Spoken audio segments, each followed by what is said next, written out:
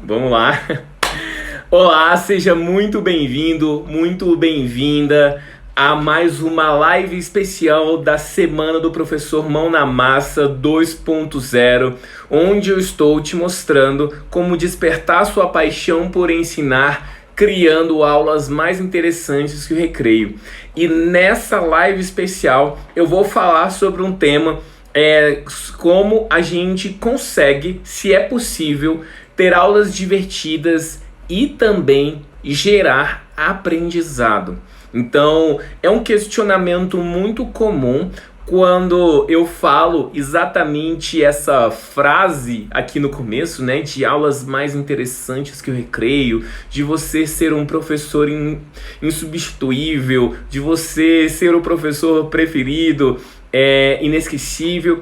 E por que eu... E muita gente fala assim, não, mas a questão não é essa, o ensino é para ser algo sério, a gente não precisa fazer esse tanto de malabarismo para o aluno aprender ou não, ou tudo mais. Ou até mesmo pensar que se a aula for divertida, ela não vai gerar aprendizado, porque aprendizado é coisa séria. Estudar é coisa séria. Estudar não é hora de se divertir. Divertir é hora de divertir e estudar é hora de estudar.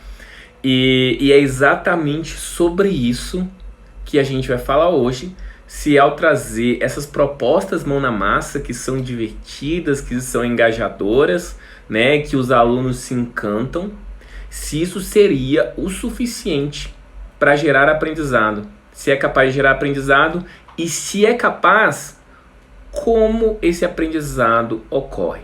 Bom, nós estamos na Semana do Professor Mão na Massa 2.0 e assim, a gente veio aqui ao longo de 3 vídeos, né? Hoje saiu o vídeo 3.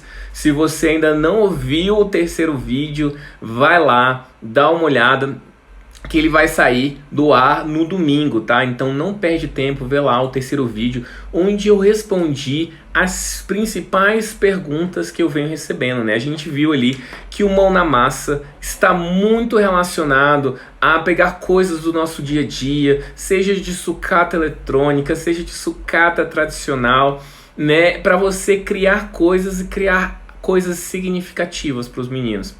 E uma das perguntas mais frequentes era exatamente se é possível você levar isso para as diversas matérias. E assim, ao longo do tempo, né, eu fui recebendo ao longo dos cursos, conversando com professores de várias áreas, e a gente vai vendo a quantidade de aplicações, né? Para mim, a aplicação mais inusitada dessa coisa do Mão na Massa foi no sábado passado, quando a gente teve uma oficina de sucata criativa usando massinha na turma, né, para os alunos da turma do nosso curso. E em um determinado momento, um grupo, né, uma dupla na verdade, a Dayara e a Silvana, elas escolheram o tema de ensino religioso. Então a Dayara já tinha na casa dela uma maquete pronta, né, mostrando ali vários pontos, né, da vida de Jesus. Então o ponto que Jesus foi crucificado, o Mar da Galileia, ou não sei o que, tinha vários contextos ali. E ela conseguiu, né, complementar, dar o ar a mais para essa maquete, colocando LEDs, colocando outras estruturas. Então, quando, né, ela se propôs a fazer isso, ou se ela estivesse propondo para algum aluno sobre ensino religioso para fazer aquilo, a capacidade de absorção daquele aluno sobre esse assunto vai ser muito maior. Quando ele precisa, né, posicionar ali a parte da Galileia. O que aconteceu na Galileia que é importante na história de Jesus? Ah, foi tal coisa, interessante. Onde é que Jesus foi crucificado? Foi em Jerusalém, que não é a mesma coisa. Então, para construir esse processo, que é um trabalho divertido, você também aprende muito.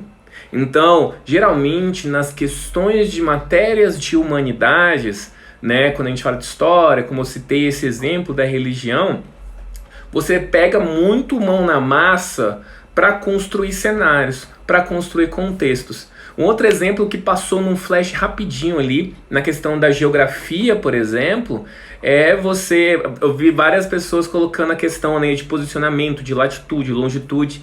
Então muitas pessoas pegavam um servomotor e posicionavam ali 30 graus, 25 graus. Então o que quer dizer que eu estou a 30 graus abaixo da linha do Equador? Eu confesso que quando eu estava na escola eu não sabia o que significava isso. Então quando você coloca ali um posicionamento, né, você cria algo para mostrar que é o 30 graus abaixo da linha do Equador, aquilo fica muito mais claro.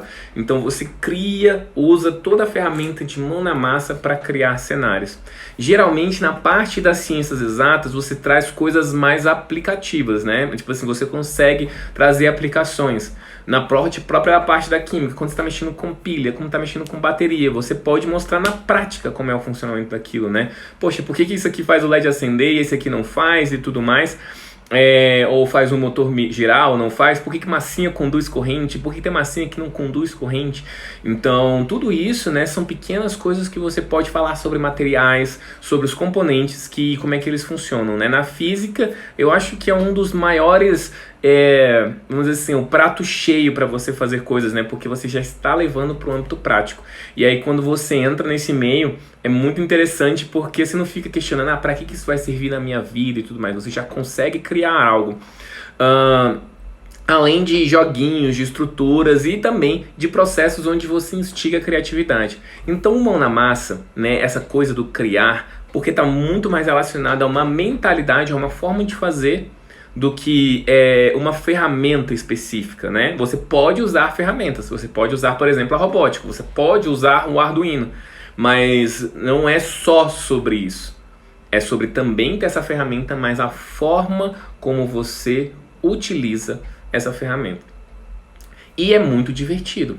É muito legal. Você vê, quando eu tava falando aqui na live ontem, né, exatamente de pessoas que participaram, né, a Fernanda comentou que, poxa, acabou a oficina, nós ficamos 3 horas num sábado. Nós ficamos 3 horas num sábado de manhã fazendo essa oficina. E elas depois comentando, caramba, eu fiquei à tarde depois fazendo o meu projeto, porque elas queriam continuar, porque não tinha dado certo, queria complementar. Então é um processo que engaja, que você quer continuar. Então você olha assim, beleza, legal, é divertido, mas e aí? Né? É possível aprender? E aí a gente tem que dar um passo atrás. O que é aprender? Como é que eu comprovo que alguém aprendeu alguma coisa? A gente, a princípio, comprova com provas, né? Comprova que eu vou. Então eu coloco ali, escolho um dia específico, falo, olha só, você tem que me provar que você sabe. Como é que eu provo que você sabe? Para você provar que é você que sabe mesmo da coisa sem nenhuma interferência, eu não vou deixar você ver nada. Você não vai ver celular, você não vai ver não vai ver livros, não vai ver nada. Você vai estar isolado e você vai colocar num pedaço de papel ali, provando que você conseguiu absorver aquele conhecimento. As nossas clássicas provas. E, bom, e aí? Aí a pessoa vai e coloca, isso quer dizer a princípio que ela aprendeu. Será que é mesmo, né? Como a gente vem fazendo isso, né, a vida inteira, a gente nunca questiona, em essência. Tem o Rubem Alves, né? Rubem Alves era um grande, né, pensador da educação. Ele é realmente um cara que tinha ideias fascinantes sobre o processo educacional. Ele fazia a seguinte provocação.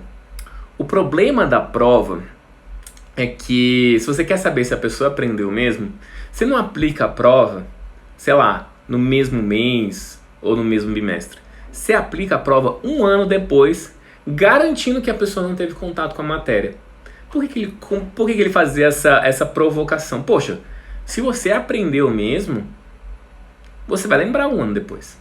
Se aquele conhecimento realmente está introjetado dentro de você, você vai fazer 1 ano depois. Mas geralmente o que a gente faz, né? Cara, prova, o melhor momento para estudar para uma prova é você estudar 1 dia antes. Talvez você tentar estudar tudo 1 dia antes, não é bom, mas 1 dia antes da prova, você não pode deixar passar batido, né? Você não, vou dar uma revisada aqui e tudo mais para conseguir absorver da melhor maneira possível. Então, conseguir absorver não, né? Para conseguir responder da melhor maneira possível. Por quê? Porque depois que passa a prova, né? Passou aquele dia, passou aquela situação de estresse, parece que o conhecimento todo se esvazia, né? Como se fosse um monte de letrinha, um monte de coisa saindo da nossa cabeça que falou, não quero nem mais pensar nisso. Eu vou colocar minha cabeça para pensar em outras coisas. E então assim, a gente fica muito preso a isso. Você quer ver como é que isso é verdade? Para e pensa na sua época de escola. Né? O que você lembra de um conteúdo que você não dava aula? Então, se você é uma professora de matemática, eu não vou falar se você lembra das fórmulas, porque você dá aula de matemática. Mas de um conteúdo que não tem nada a ver. Se você vai pensar em biologia, se você não está vendo mais biologia, o que você lembra de biologia? Você lembra lá o que era uma mitocôndria? O que era um complexo de Golgi? O que é uma mitose? O que é uma meiose? Se você... Tá bom, você é da biologia, mas você lembra qual a diferença entre complemento nominal e objeto direto lá no português? Ou se você é do português, você lembra como é que calcula o volume de uma esfera? Então, assim, por que eu tô falando isso? Tô falando que esse conteúdo é inútil? Não, várias coisas que a gente tem no nosso dia a dia, né, são relacionadas a esse conhecimento, a essas bases. Mas a gente tá tanto no modus operandi dessa situação, dessa circunstância, de que as coisas são assim, que a gente acha, não, a pessoa vai, joga informação, faz a prova e isso vai comprovar que ela aprendeu. E quantas coisas que já passam e a gente não aprendeu. Eu digo isso muito por experiência própria mesmo. Eu era um bom aluno. Na escola. Cara, sempre procurei tirar boas notas e tudo mais. Né? Eu gosto muito de compartilhar uma história.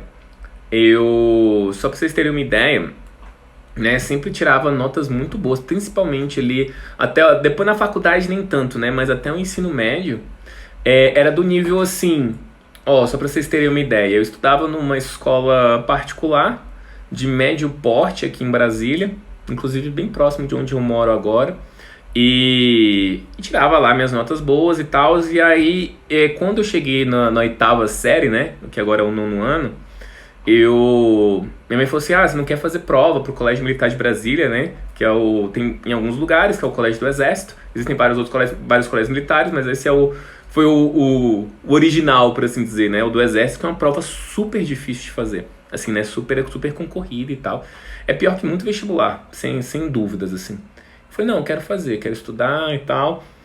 Eu era um bom aluno, tirava notas boas, mas assim, ir para um colégio militar, por exemplo, fazer a prova pro colégio militar era extremamente difícil, né? Eram 20 vagas, Brasília inteira.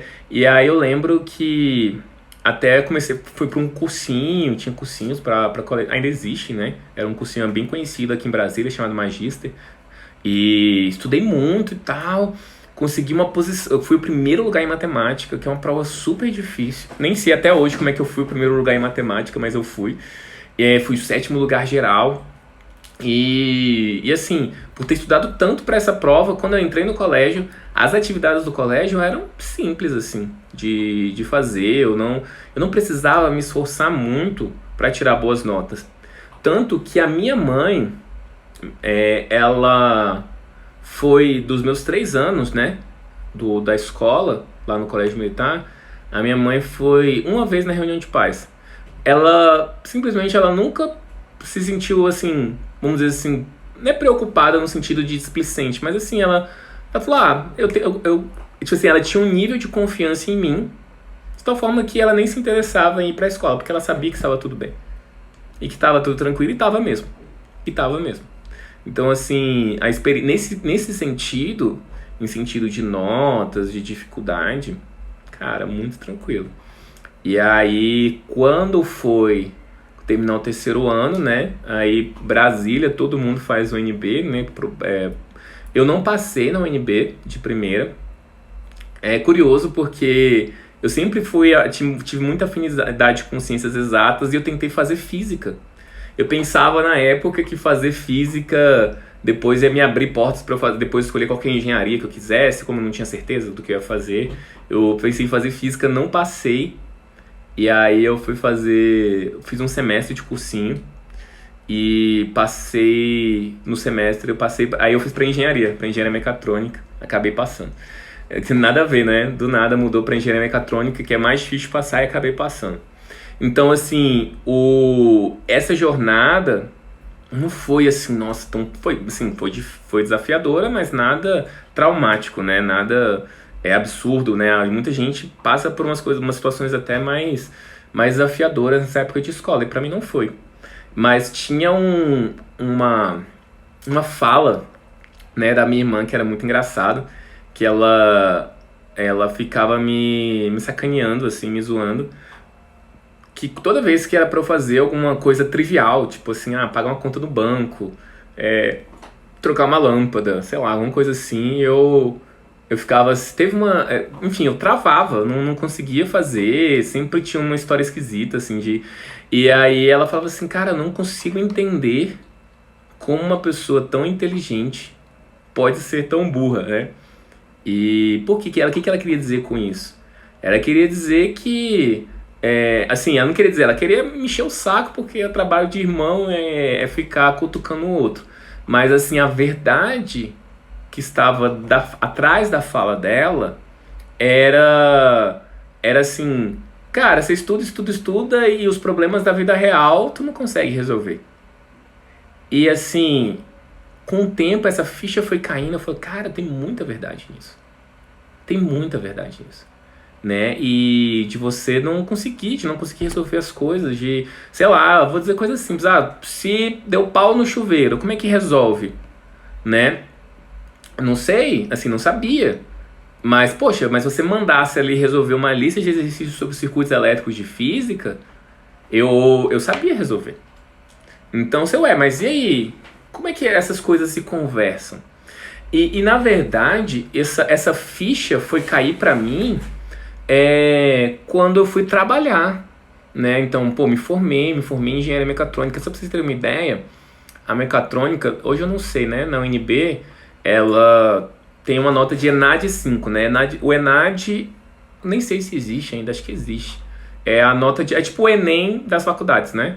E a UNB, durante muito tempo, era ENAD 5, ou seja, era a nota máxima na engenharia. Então a nossa engenharia sempre foi muito bem conceituada e tudo mais. E é realmente um dos melhores cursos do país, assim. E eu era um aluno, na engenharia, né? Pra você ser um aluno mediano, você tem que ralar muito. Então eu não era um aluno excelente, mas eu era um bom aluno. Não levei nas coxas a faculdade, longe disso. Me dediquei muito. E quando eu me formei, eu fui trabalhar. Eu tive muita dificuldade de encontrar trabalho, na real. E acabei encontrando. Eu só consegui trabalhar num frigorífico na região aqui da fronteira de Brasília com Goiás, né? Numa cidade chamada Braslândia. No final, na verdade, depois da cidade de Braslândia, né? E que é muito longe, era 40 quilômetros da minha casa. E assim, era um lugar, infraestrutura horrível, assim, eu ficava pensando, cara, que lugar ridículo, eu ganhava R$ 900. Engenheiro formado pela Universidade de Brasília, ganhava R$ 900. Porque eu era trainee, não sei o que, e aí, enfim. Aí o que era curioso, assim, nem era eu falar assim, ganho R$ 900 e tal. No fundo, eu meio que merecia, não é que merecia, né? Mas eu não conseguia entregar um valor. Como assim eu não conseguia entregar um valor?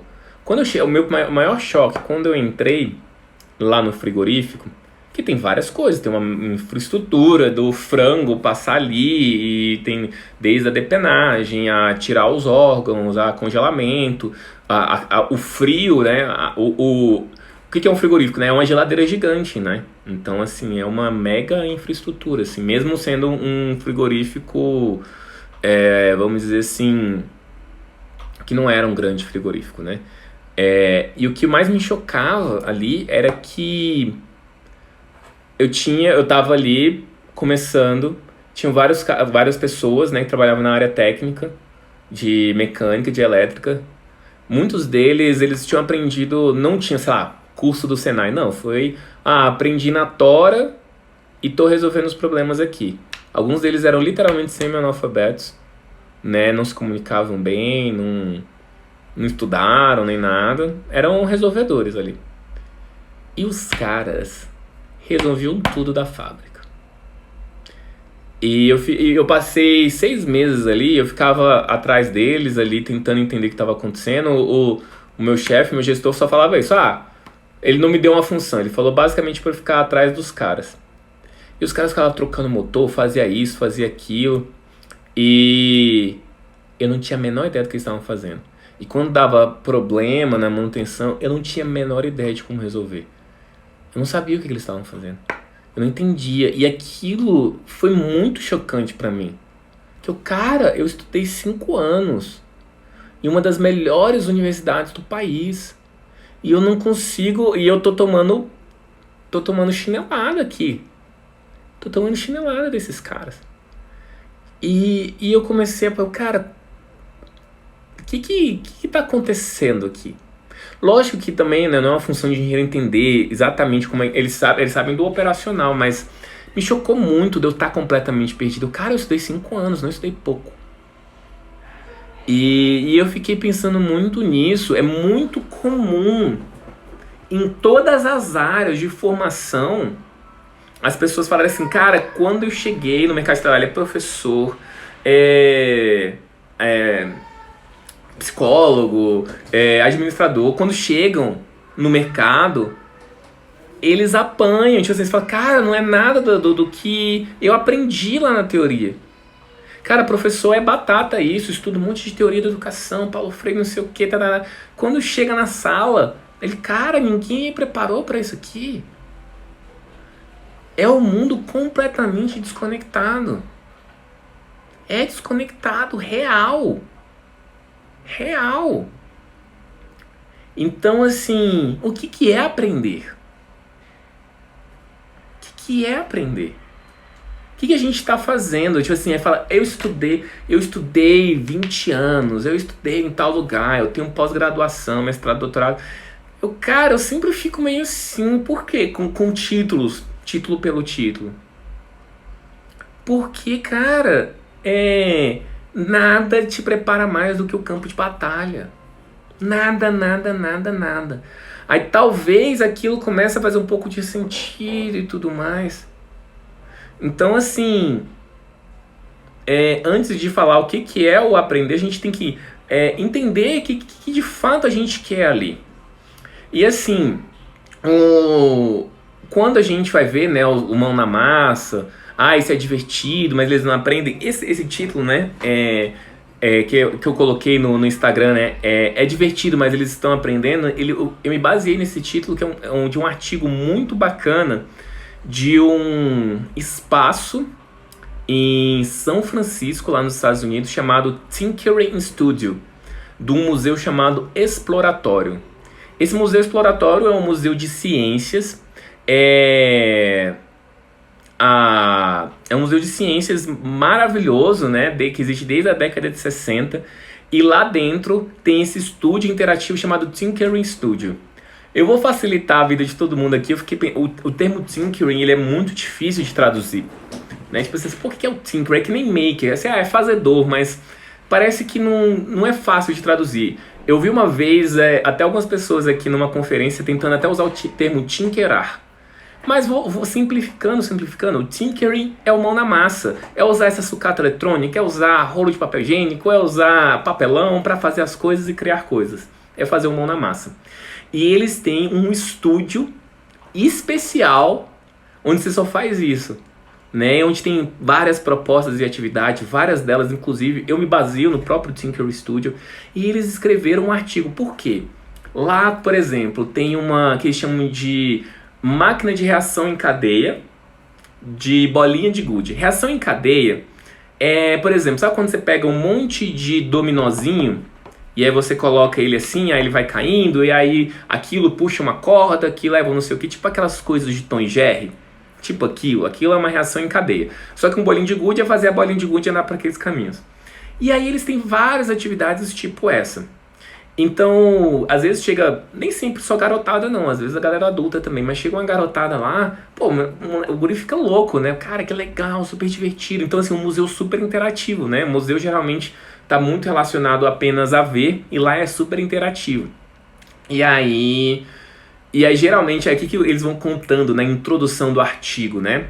Eles vão falando assim, quando chega alguém da área da educação, alguém que trabalha com política pública, alguma coisa assim, fala assim, me parece muito divertido, mas será que eles estão aprendendo? Então acabou que, por ser uma pergunta muito batida, né, ali eles Eles escreveram um artigo para falar, cara, vou mostrar aqui, aí fazer toda essa reflexão do que é o aprender. E aí eles vão entrar em 4 critérios que eles vão considerar como critérios dessa aprendizagem, né? Que é a primeira coisa que eu falo assim, pô, você tá aprendendo, é o engajamento. Tá, e o que é engajamento? É uma participação ativa ali daquele aluno, né? Sendo que essa participação pode ser o silêncio e a observação. Imagina só, você está fazendo lá um dispositivo de reação em cadeia. Você vai ter lá o momento que você está lá realmente colocando a mão na massa, colocando os movimentos lá, a estrutura. Tem uma hora que você vai ficar parado, assim, a coisa deu errado. Você, cara, como é que eu vou fazer? Não sei. Esse é o momento de engajamento. Eu estou totalmente imerso ali. Eu não estou fazendo alguma coisa, mas eu estou totalmente engajado naquele processo. Então, número 1, engajamento. A segunda é a intenção, ou seja, a busca objetiva e evolutiva da ideia de um plano. Então tá, eu tenho uma ideia A, o quanto eu vou perseguir e continuar nessa ideia, nesse objetivo até conseguir. A terceira é a inovação, ou seja, a capacidade, né, de criar novas estratégias através dessa compreensão crescente, né, das ferramentas, das estratégias e dos fenômenos ali. Então, a partir do momento que eu vou entendendo ali, eu vou tentando coisas novas. Então, inovar está relacionado a tentar coisas novas. E a solidariedade, ou seja, o quanto eu estou disposto a compartilhar e ajudar um colega. Então, assim, aí você fala, ué, mas isso aí não é uma coisa que uma prova avalia. E ele vai o quê? Vai colocar por notas e tal? Não necessariamente. Não necessariamente. Ele vai avaliar se teve progresso ali. Todas esses critérios estão avaliando o progresso. Quanto mais engajado, quanto melhor a intenção, quanto mais estratégias de inovação acontecem ali, e quanto mais evidências de solidariedade, a gente está vendo crescimento nesse processo. O aprender alguma coisa é quem era eu antes de passar por essa situação e quem sou eu depois. Quem sou eu antes, quem sou eu depois. Então houve crescimento. Mas e a nota? Cara, tem uma reflexão que o próprio professor Mitchell Resnick faz. O que acontece? A questão da nota, não estou falando que nota é ruim não, eu gosto muito, eu sou engenheiro, eu adoro números. Mas tem coisas que não adianta a gente tentar colocar só em números e medir a coisa errada. E medir a coisa que não faz sentido. Como é que eu meço o progresso? Eu estou 10% melhor, 20% melhor? Então, assim, avaliar é o que eu falei lá no primeiro vídeo da semana do professor Mão na Massa. Toda prova é uma avaliação, mas nem toda avaliação é uma prova. Então, avaliar é o quê? É o saber se houve progresso ali. Se houve progresso no aluno, no aprendizado dele. Se ele se tornou alguém melhor, se ele está mais ciente de como aquele conhecimento transformou ele. Você pode fazer isso por uma prova, não estou falando que prova não avalia. Mas existem várias outras formas. Se eu peguei esse conhecimento e construí alguma coisa com ele, se eu cheguei lá e fiz a maquete lá da história de Jesus, você fala, cara, esse cara sabe a história de Jesus. Se eu não souber a história de Jesus, eu não consigo construir a maquete lá de ensino religioso. Acabou, ponto. Se eu quero fazer lá uma maquete lá sobre a Idade Média e saber lá que vai ter o castelo, por que tem esse castelo? Por que era assim? E onde é que ficavam lá os servos, os vassalos, sei lá. Pô, se eu quero quero criar um joguinho de matemática, para eu fazer lá os cálculos, para fazer o joguinho, eu tenho que entender as regras da matemática. Então, isso tudo avalia que a pessoa absorveu o conhecimento. Então, assim, nesses 4 critérios, você vai ter outros subcritérios que você vai conseguir entender mais sobre isso. Então, lá no engajamento, né? Quanto tempo durou a participação da pessoa ali? Então, é uma forma. Poxa, quanto mais eu fico na atividade, mais engajado eu tô. Então, é até um número, inclusive. A frequência de participação. Ou seja, quanto tempo eu fico lá fazendo, o quanto eu estou engajado naquele processo. O engajamento, o quanto eu me inspirei em outros trabalhos anteriores. E até mesmo expressões de alegria, de admiração, de frustração. Frustração. Pô, quanto mais cara de frustração, caraca, me frustrei, não saiu como eu queria. Tá bom, e se eu fizesse assim? E se eu fizesse assado? Tem uma definição muito boa, e quem já participou de atividade de mão na massa vai conseguir dizer isso, que essas atividades de mão na massa, na verdade, é um constante travar e destravar. Então você tem uma ideia, e se eu pegasse um motorzinho para girar de tal jeito? Aí você vai e você imagina aquela ideia, quando você coloca na prática não saiu bem como você imaginou. Aí você trava. Aí você, cara, o que eu devia fazer? Não sei. Que saco, não consegui. Aí você tenta uma coisa, dá errado. Aí você vai fazendo outra coisa. Aí depois você destrava assim, nossa, deu certo, que legal, muito bom. Aí você fica todo feliz e que legal, né? E aí depois você vai tentar fazer outra coisa. Aí você trava. Aí dá errado. Aí você, nossa, mas o que eu vou fazer? Como é que eu resolvo isso? Tal coisa dá certo. É um travar e destravar. E esse travar e destravar é o que a gente vai perdendo o medo, né? E você vai fazendo mais coisas. Por exemplo, hoje eu tava fazendo umas oficinas com massinha de modelar, inclusive como eu mostrei lá no vídeo 3, né? Que dá pra gente fazer circuitos com massinha de modelar. Só que eu nunca tinha feito mesmo a massinha, né? Dá pra você fazer massinha caseira e hoje eu fui testar. Já tinha passado a receita, inclusive, pro pessoal do curso, mas eu nunca tinha testado. Aí hoje eu fui testar, assim, falou, mistura lá farinha de trigo com sal, e você não consegue visualizar, né? Você, cara, mas será que vai virar o que eu quero que vire? Aí falava pra colocar óleo, não tinha óleo, mas eu tinha azeite, aí eu, vou testar aqui com azeite, aí tinha uma coisa que eu não tinha aqui, aí coloca água, mas não sabia quanta água eu colocava, e você fica inseguro, né? Você, cara, será que isso vai dar certo?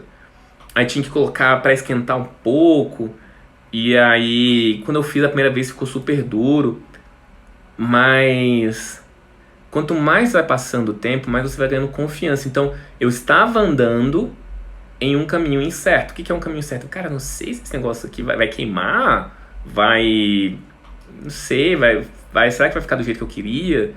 Será que não era melhor ter colocado mais componente, menos componente? Então você tem muita insegurança, normalmente, né, de um caminho certo. Mas quanto mais você faz isso, mais você percebe que isso é normal. Essa insegurança é normal de você começar alguma coisa, de você ver um vídeo na internet dando certo e você tentar fazer do seu jeito completamente diferente. E você perceber que algumas coisas não saírem do jeito que você imaginava, tá tudo bem também. Aí você já imagina. Então eu fiz uma vez, aí ele não conduziu da forma como eu queria. Eu, vou tentar outro jeito, vou colocar mais sal. Mas eu já entendi mais o processo. Então isso foi eu aprender. Então tem um conjunto de comportamentos que você vai adquirindo. Não é saber tudo. Não é saber tudo, mas é você conseguir estar disposto a fazer mais, né? A ir além. Então é um conjunto de comportamentos que isso te traz. Bom, a segunda, né, que é a intenção. Você vê, como é que você vê se a pessoa está intencionada em resolver aquilo, né? A variação de esforços e caminhos a ser trabalhados, né? Cara, o que eu posso fazer nesse ponto? Se deu errado, o que eu posso fazer diferente? Eu estou com intenção. Eu sei se a pessoa está com intenção quando ela busca essa variação. Personalização de projetos ou produtos. Ou seja, será que eu só quero copiar os mesmos projetos que eu já vi? Ou será que eu vou dar um jeito de colocar a minha identidade nesse projeto? Então, quando eu, lá no vídeo 3, foi no 3? Acho que foi no 3, que eu compartilhei a dinâmica que a professora Érica lá do Rio fez com os alunos dela de atividade de mão na massa. Aí tem a aluna dela lá, a Maria Luísa. Aí a Maria Luísa assim, eu queria, quando eu fui fazer o LED, eu queria acender um negócio de pérola, porque... Então assim, ela vai falando que queria acender o negócio, que queria colocar com as pérolas, porque ela queria dar um charme a mais, é até bonitinho ela falando, queria dar um charme a mais. Você vê que ela queria deixar o trabalho com a cara da Maria Luísa. Não foi a professora Érica que falou, você podia fazer isso. Não, ela foi imaginando o que ela tinha em casa, ela queria deixar ali o trabalho com um charmezinho a mais, e fez um trabalho bacana. Então ela personalizou. tinha uma ferramenta, era a mesma ferramenta que os outros colegas tinham. Mas ela fez diferente. Obrigado, Jéssica. Vídeo 2. Obrigado. Galera tá afiada. Era um teste pra vocês. Vídeo 2. E aí, então ela personalizou. E evidências, né, de autodirecionamento, do quanto eu tô andando com minhas próprias pernas. O quanto eu tô buscando fazer as coisas sem precisar de alguém me explicando passo a passo. Então isso reflete muito a minha intencionalidade. Gente, eu tô de cara que o pessoal tá sabendo mais do que eu sobre os vídeos. Eu sei sobre tudo que tem nos vídeos, só não sei a ordem. Bom, o terceiro, inovação. Ou seja, a capacidade de fazer diferente. Quando a gente pensa em inovação, pensa assim, Apple, né? Mas assim, a inovação pode acontecer nas pequenas coisas, numa pequena forma de fazer diferente. Então, a forma de você reaproveitar ideias e ferramentas. Cara, é muito comum quando a gente fala desse negócio de mão na massa, o pessoal virar um acumulador de lixo, de um monte de coisa. Mas o pessoal, quando vê um rolinho de papel higiênico, fala assim, nossa, isso aqui vai virar o túnelzinho do meu carro. Ah, isso aqui vai virar um bonequinho. Então, essa capacidade de você ver um componente e pensar uma outra coisa que ele não é. Nossa, com esse papelão eu posso fazer uma casa, uma casinha, uma simulação de uma casa, que posso fazer um quarto, posso fazer uma garagem. Então isso é inovação. Isso é inovação. Você está trabalhando ferramentas de uma forma que não é a função básica dela. Então essas evidências, elas mostram isso, né? Evidência de redirecionamento de esforços, ou seja, tipo assim, você está resolvendo uma situação e você está procurando formas diferentes de fazer isso. Existe uma frase do Einstein, né, que ele fala assim, que insanidade é fazer a mesma coisa esperando resultados diferentes. É o professor que quer dar aula do mesmo jeito, a mesma aula chata, expositiva, e quer que do dia para a noite os alunos amem a sua aula. É insanidade.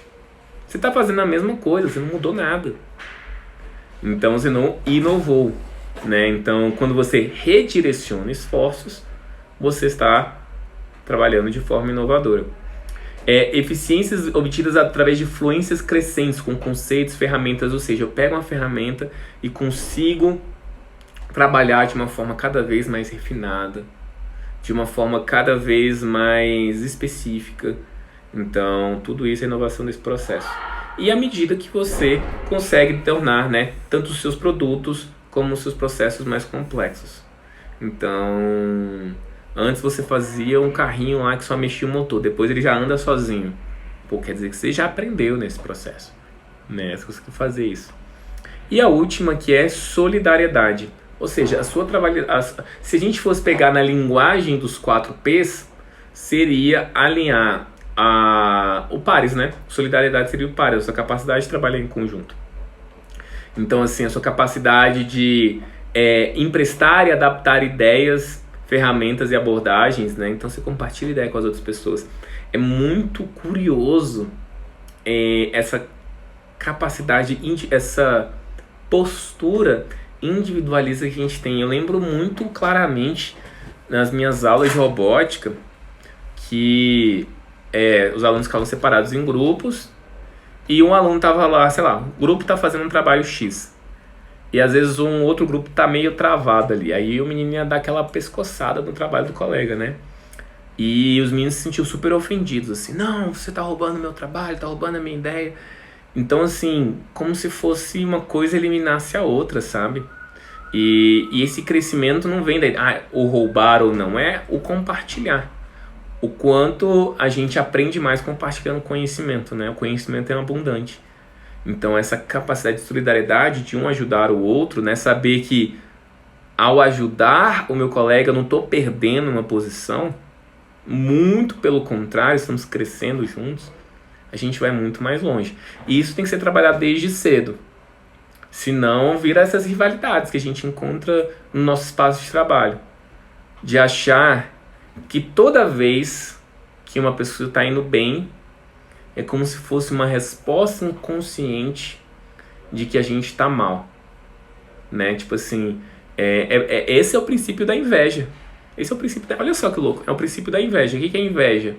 Quando eu vejo, sei lá, meu vizinho tá mais bem sucedido, né? Pô, conseguiu comprar um carro novo. Pô, tô com inveja. O que é a inveja? A inveja é pensar assim, é achar que, cara, se ele ganhou, quer dizer que eu não sou capaz de ganhar. Então, assim, eu fico torcendo pra ele ser ruim, eu quero nivelar por baixo, porque é como se eu quisesse tudo pra mim, mas todo mundo pode ter tudo, né? É o princípio de solidariedade. Como a Silvana tá aqui, né? O olhar do nosso par abre horizontes. Cada um tem uma história de vida, um repertório. Então, quando a gente se junta, a gente abre leques, abre horizontes. Então, o compartilhar, a gente sempre ganha no compartilhar, né? E isso tem que ser ensinado desde cedo, né? E é uma métrica de aprendizado. Solidariedade, você aprende isso, né? Compartilhar ferramentas e estratégias, ajudando os outros a alcançar os objetivos. Tá bem na linha ali do que a gente estava falando também, né? E contribuir com o trabalho dos outros. Então, a sua capacidade de não focar apenas no seu trabalho, mas de ajudar as outras pessoas também. Então, esses 4 nortes aqui, né? Engajamento, intenção, inovação e solidariedade, né? Mostrando aí que, sim, estão aprendendo, né? Eles estão sendo melhores, eles conseguem fazer mais sobre novos projetos, eles cresceram na jornada e isso é aprender e é divertido. Isso porque se você pega ali esse artigo do Tinkering Studio, ele tem um propósito bem específico, né? Nos Estados Unidos tem muito essa coisa do STEM, né? Que é a sigla de Ciência, Tecnologia, Engenharia e Matemática. Então, é muito dessa linha do pensamento científico e tal, mas isso também vale para o seu próprio conteúdo, né? Como eu falei antes, se você consegue fazer um trabalho de biologia lá das mãos de papelão, com os dedos lá, com os tendões, com barbante, quer dizer que você entende como aquilo funciona. Então, nada mais concreto, inclusive, do que produção de alguma coisa. Então, é divertido e eles aprendem. É muito bom, é divertido, eles aprendem. A gente não precisa ficar toda hora no pé explicando.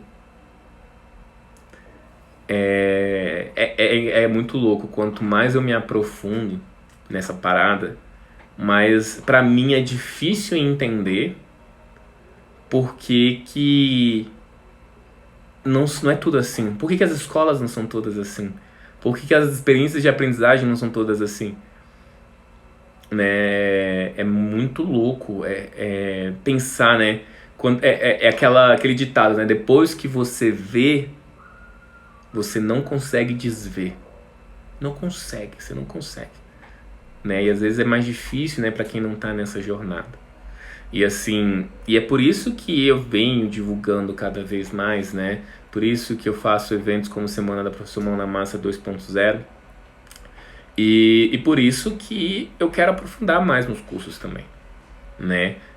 Como vocês já viram lá, né? Quem já viu os 3 vídeos, né? Eu informei, né, que segunda-feira a gente abre as inscrições para o curso de sucata criativa, né? Cara, que é o material mais denso que eu já fiz, porque ele vai pegar o que eu já fiz nos cursos anteriores, a parte toda do Arduino, a parte toda da aprendizagem criativa, e vai entrar a parte da sucata, que é a parte de baixíssimo custo, que eles já podem criar coisas. Então vai ser assim um mega ultra combo para te deixar preparadíssimo, para lidar com essa nova realidade. Além de várias outras coisas, né? Atividades ali, cara, uma coisa que eu vi que faz muita diferença e que é muito legal, né? De fazer oficinas, mão na massa, online. Então, a própria turma vai ter isso. Então não vai ser um online distante lá, faz o seu vídeo e pronto. Né? Tipo assim, oportunidades de você trocar ideia, de se conectar com as pessoas, seja no grupo do WhatsApp, seja nas atividades, né, via videoconferência. E lógico, além de todo o aprendizado do conteúdo. Então, assim, eu tô bem empolgado para essa nova etapa. Mas antes disso, né, quem não viu, veja os 3 vídeos, né? Outra coisa que eu queria falar para vocês também, né? Vai ter emissão de certificado para quem participou, mas como é que funciona? A emissão de certificado vai ser... Você precisa responder um questionáriozinho, respondendo sobre os vídeos, né? Aprendizado sobre os vídeos e também das lives. Então, se você quer adquirir o certificado, você precisa assistir as lives e também os vídeos, né? E aí, depois disso, né, a gente vai analisar as respostas, porque, gente, parece piada. Na outra, eu mandei o questionário, tem uma pessoa, eu juro, tem uma pessoa que ela respondeu tudo com um pontinho. Ela colocou o nome dela. Ah, o que você achou da aula 1? Pontinho, pontinho. Né? São os caçadores de diplomas. Cara, eu fiquei muito chateado com o tanto de gente que entrava e não se empenhava, só queria caçar um novo certificado. Eu cogitei até, pensei muito assim, não sei se eu quero continuar emitindo certificado, mas eu vejo que é uma forma de engajar o pessoal, mas eu fiquei assim bem chateado assim, porque, cara, a gente vai, prepara, cara, o conteúdo gratuito, a pessoa pode aprender um monte de coisa, e a galera... Enfim, eu acho que essas coisas que decepcionam, né? A gente fala que não valoriza, o professor não é valorizado, mas, cara, a primeira pessoa que tem que se valorizar é você, cara. Se você se propõe a fazer um trabalho medíocre, se você já quer passar ali pelas estribeiras, você já está dando seu recado de como você quer ser visto. Professor com mentalidade de aluno. Professor com mentalidade de aluno. Falou certinho, Silvana. Então, assim, é bobo, assim, é ingênuo fazer esse tipo de coisa. Então, assim, aí eu analiso as respostas, né? E por isso, não é entregado instantaneamente, né? Da mesma forma, o pessoal dava segunda-feira, o pessoal, e aí, cadê o certificado? Eu, cara, tem que esperar e tudo mais. Então, assim, o certificado deve demorar umas 2 semanas para vocês receberem. Então, assim, tenham paciência. Que eu sei que tem umas pessoas que fazem na boa intenção mesmo e tal. Falam, poxa, o cara falou que ia ter certificado e tal. E aí vai demorar um pouquinho mais. Então tenha paciência. Se depois de 2 semanas você não recebeu o certificado, aí manda um e-mail pra mim e fala, Luan, não recebi. Aí eu dou uma olhada, tem as planilhas e tal. E, poxa, realmente, às vezes aconteceu alguma coisa, porque teve alguns problemas na entrega também. Agora eu vou ficar um pouco mais atento. Mas que eu tava também entendendo essa logística. Então, e agora eu acho que vai ser mais tranquilo. Então, assim, é só pra deixar isso alinhado, tá? Os vídeos ficam no ar até domingo, tá? Então, se você não viu, se você quer rever, se você quer chamar outra pessoa para ver, não tem problema se a pessoa entrar hoje e querer ver os vídeos e querer ganhar certificado, não tem problema, mas fica no ar só até domingo. Inclusive, a resposta para o certificado só até domingo também. E segunda-feira, eu vou estar abrindo as inscrições para o curso de sucata criativa. O período é curtinho, gente, é curtinho. Começa na segunda, termina na sexta.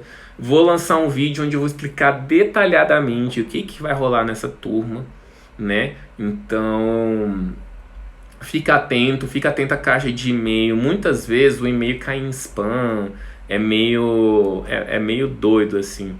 Infelizmente é uma coisa que a gente não tem muito controle. Mas fica atento se cair em caixa de spam. Às vezes eu anuncio geralmente aqui no Instagram também. Se você por acaso não receber, pode me perguntar, Luan, é segunda-feira e eu não recebi nada. Pode mandar aqui no direct do Instagram que eu mando o link e tal, que vai ser bacana, beleza? Pessoal empolgado aí, Silvana empolgada. Legal, gente. Então é isso aí, vou deixar vocês aproveitarem o restinho da sexta-feira. Eu ainda tenho alguns trabalhos para fazer, mas muito bom estar com vocês aqui. Aproveitem bem o conteúdo, que é só até domingo, beleza? Valeu, pessoal. Grande abraço. Até mais.